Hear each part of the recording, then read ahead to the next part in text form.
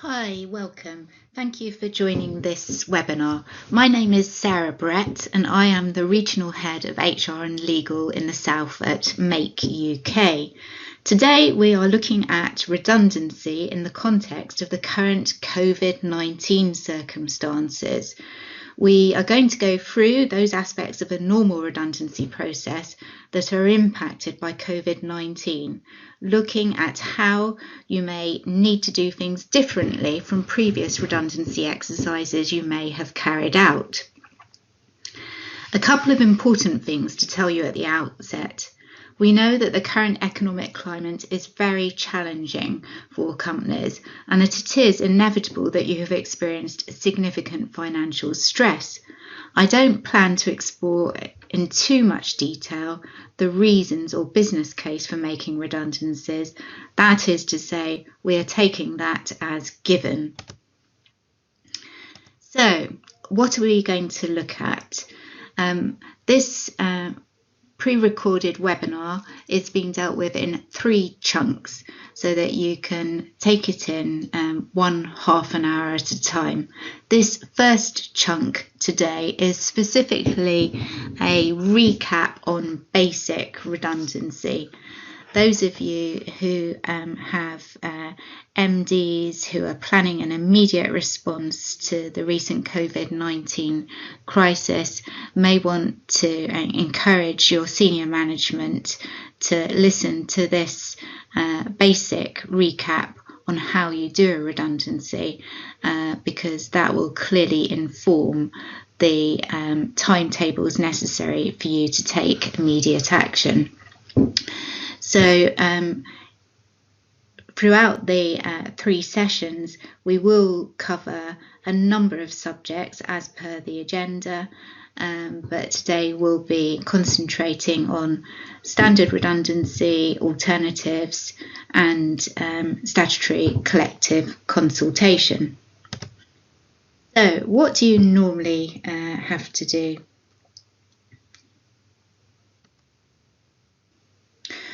Of course, you need to consider alternatives to redundancy. Now, I know that many of you will have placed some staff on furlough, and I will be looking at the relationship between furlough and redundancy, but no doubt you will be thinking about other options at the end of furlough. So can you, for example, lay off staff? And I mean lay off in the old legal sense of the word. Obviously, the concept of furlough is just about whether you're eligible for the government grant. But certain of you may have contractual authority to lay off, and this may come into play once the government job retention scheme comes to an end. But there are a number of other options which may appeal or be viable for your actual business for you to consider as per this slide.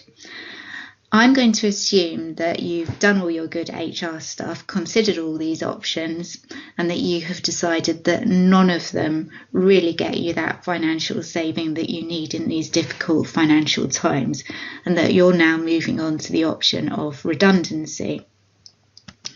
So what is redundancy?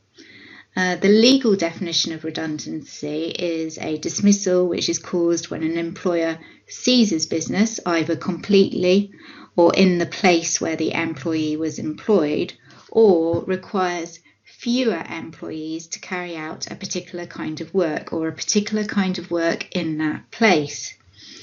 So most of you will be familiar with that legal definition. In the context of Covid-19, you may be faced with having to make redundancies at just one of your existing sites or at various sites, or your business may sadly be closing down altogether. Redundancy includes a situation where the business's need for an employee's work has temporarily diminished So you can still make redundancies if, for example, the reason for your current impasse and lack of money is a problem in supply, or, for example, one of your major customers or clients has laid off staff and you're not getting that work through. So even though we all hope that the impact of COVID-19 will be temporary and that businesses will recover quickly once the pandemic subsides, this situation can still constitute one of redundancy. This is just to flag briefly that the following are not redundancy situations. So sometimes we talk about a reorganisation. Maybe you're shifting people's roles around so that you're set up in a more financially attractive way, but it's more a reallocation of tasks. That is a business reorganisation.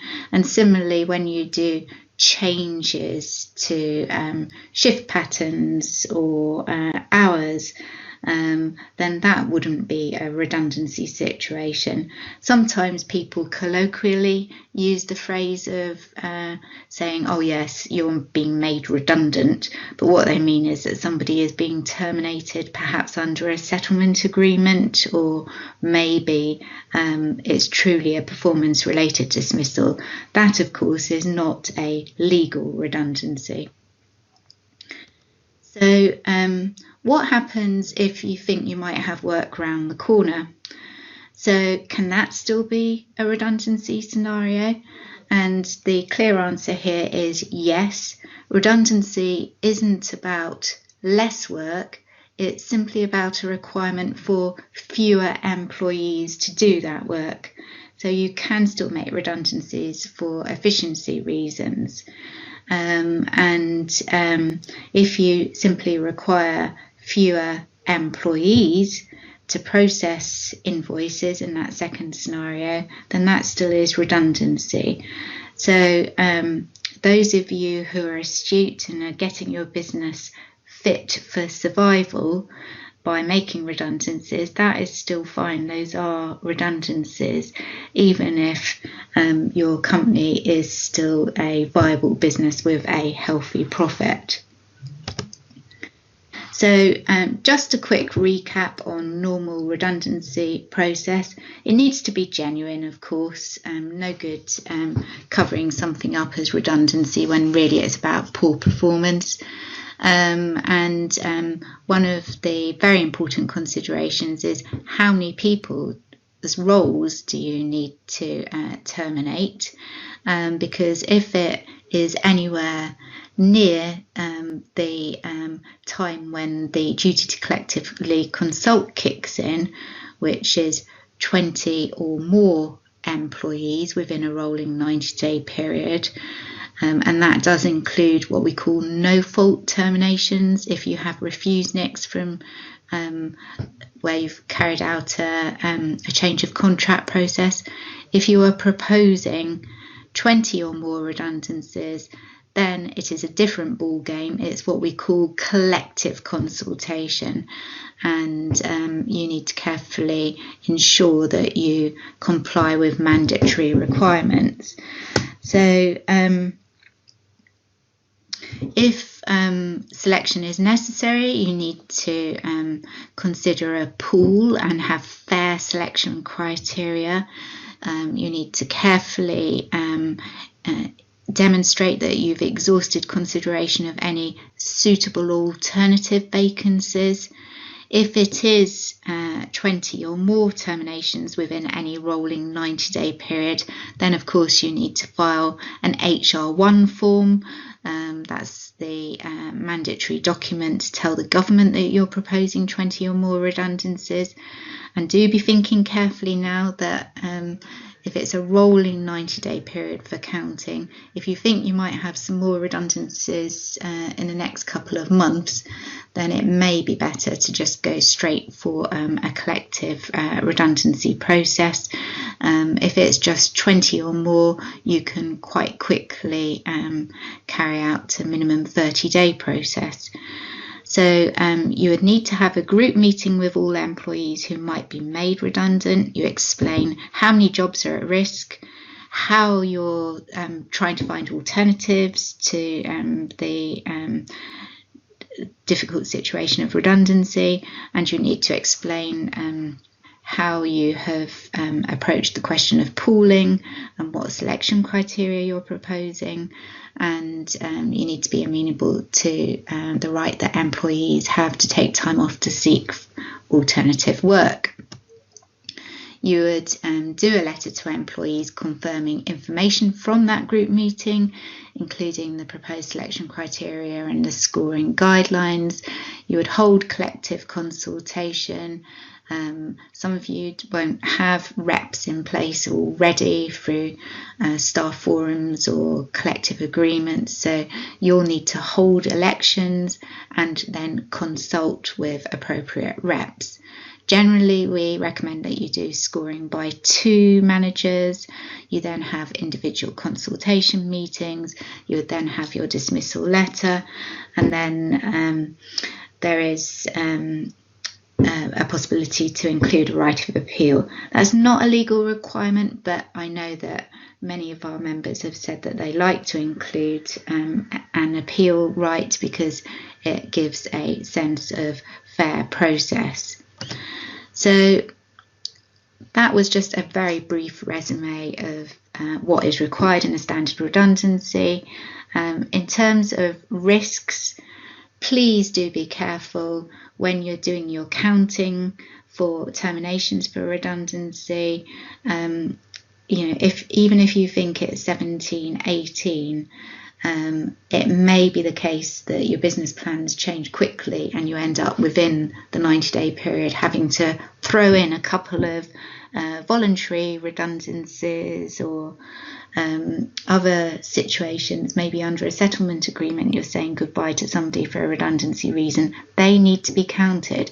If you're getting to the 20 plus, you must file an HR1 form, otherwise it's a criminal offence. The other thing that you risk if you try to cut corners by not doing a collective process when one is properly due, you could also face the sanction of what we call a protective award, which is up to 90 days actual gross pay per employee as a maximum. And it only takes one individual to raise the spectre of protective awards, and then they can do that on behalf of other employees. So it can be quite expensive if you miss out the collective stage. The other risks from individuals who are affected, if you don't carry out proper individual consultation, those over 2 years service could bring claims for unfair dismissal. And of course, we all know that anybody can allege discrimination from day one of employment. So that's always something that you have to keenly look out for. So statutory collective consultation, let's look at that in a bit more detail.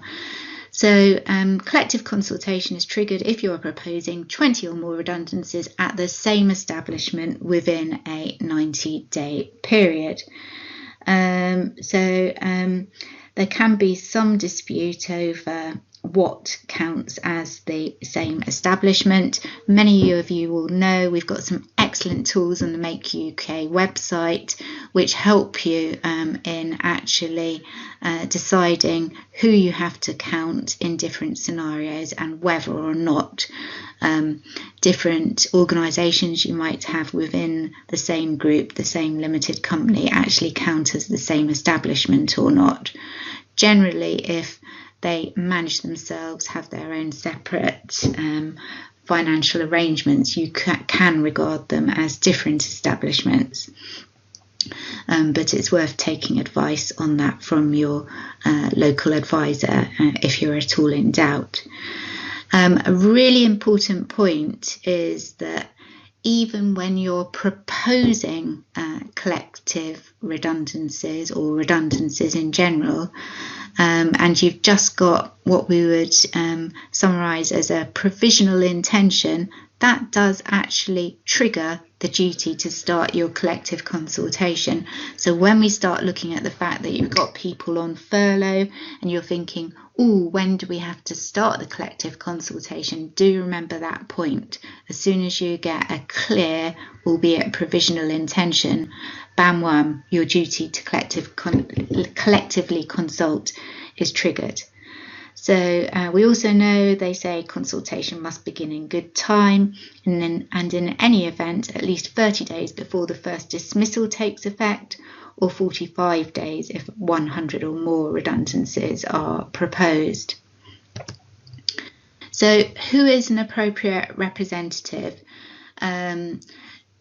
If employees are of a description in respect of which a trade union is recognised, you must consult with reps of that recognised trade union. Otherwise, you can choose whether to consult with directly elected representatives or a standing body of elected or appointed representatives whose mandate would include consultation about redundancies. So if you have an employee forum or other body, do look at the objectives set out in the Constitution to see whether or not they have the tick in the box to be reps for a collective exercise.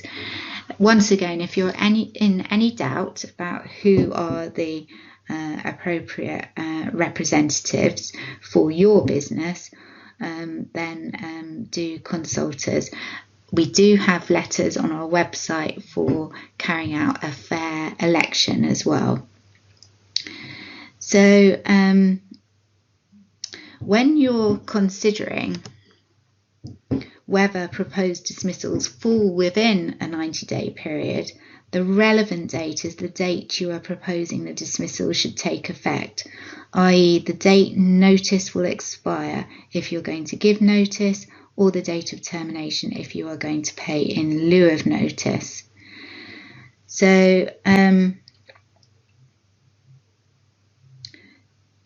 if you have employees on furlough now and you're thinking about whether some redundancies may unfortunately be needed when the coronavirus job retention scheme ends, at the time of this recording that's currently planned for the end of June, subject to change, you need to bear in mind that if you were to start collective consultation, say on 1st of May, you would not be in a position to give notice of redundancy until 31st of May. That's if it was 20 to 99 dismissals, or 15th of June earliest for 100 plus dismissals at the earliest. So when it comes to giving written information to the representatives, there are certain minimum requirements. And another great place to go to have a list as per this slide, but in a letter format, is the Make UK website, because if you use our standard letters, then you won't forget about including all the minimum details that you need to give the reps.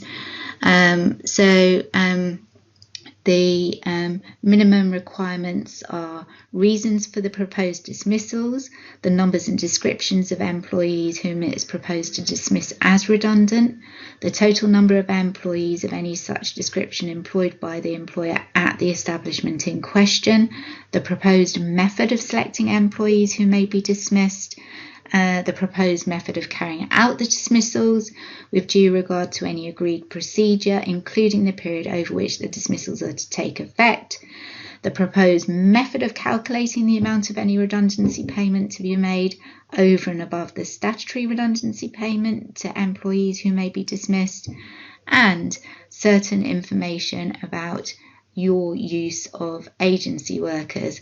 So it's a fairly long list, very easy to forget all those details in your initial planning. So those of you who are super duper keen HR people, it was probably worth collating fairly soon, for example, details of the number of agency workers within the relevant bits of the business, because before you know it, your MD will be asking you to prepare this letter to give to the reps.